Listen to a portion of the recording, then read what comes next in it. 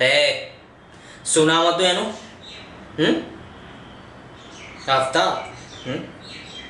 શું એને નથી ખબર કે તમે કોના માણસો છો? હા,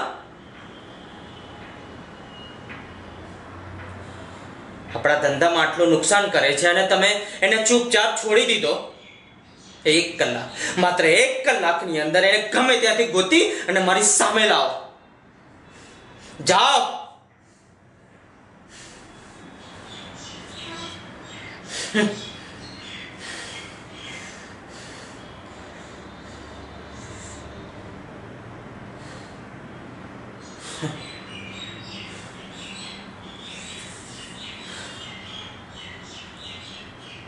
હા ભાઈ. એ શું જોઈએ છે એમ કે?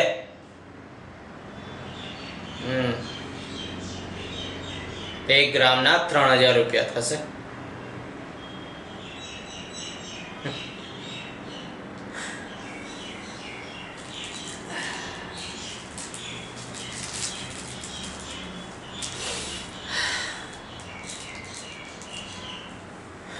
જેટલા પૈસા કડક છે ને એટલો જ માલ કડક છે. લેવો હોય તો લઈ શકે છે, નહીં તો જો આ રસ્તો ખુલ્લો અને સીધો જાય છે. એ વધારે પડતી પૂછતાછ નહીં. હા, લેવું હોય તો સીધો લઈને ચાલતી પકડ. ચાલ. બસ 1 કિલો. 1 કિલો હશે કે 10 કિલો મળી જશે, પણ આ પેમેન્ટ એડવાન્સ. અને બીજી કોઈ જ મગજમારી ના જોઈએ.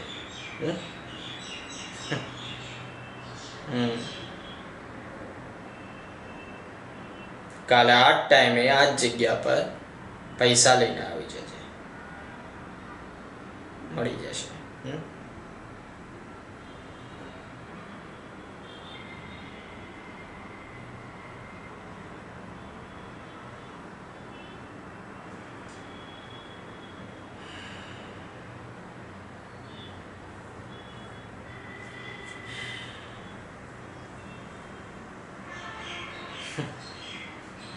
અરે આટલી જલ્દી પકડાઈ ગયો? હા, મને તો એમ તો હતું કે તને શોધવામાં બહુ વાર લાગશે. અને હા, મેં તો સાંભળ્યું હતું કે તું એક એવો મનુષ્ય છે કે જેની 2 પાંખોથી અમારી આગળ ઉડી રહ્યો છે. પણ તું એ કદાચ વાત ભૂલી ગયો કે તારી આ આંખો કપાઈ પણ શકે છે.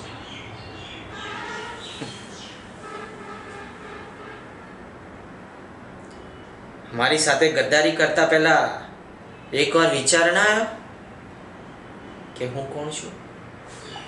હું રાકેશ.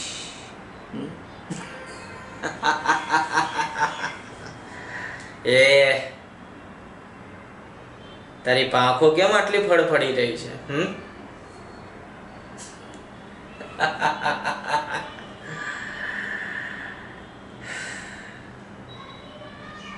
એ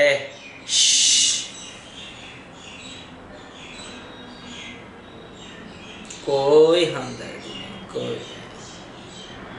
એ ના પાડીને.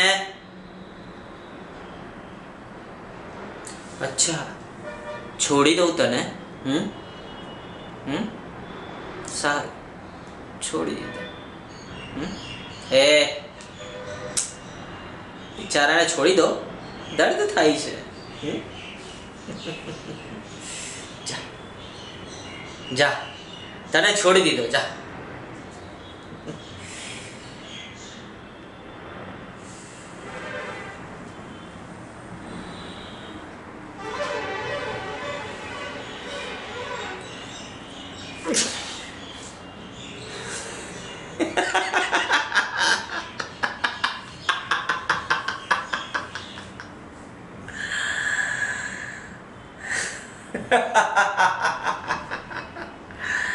રાકેશથી પંગો.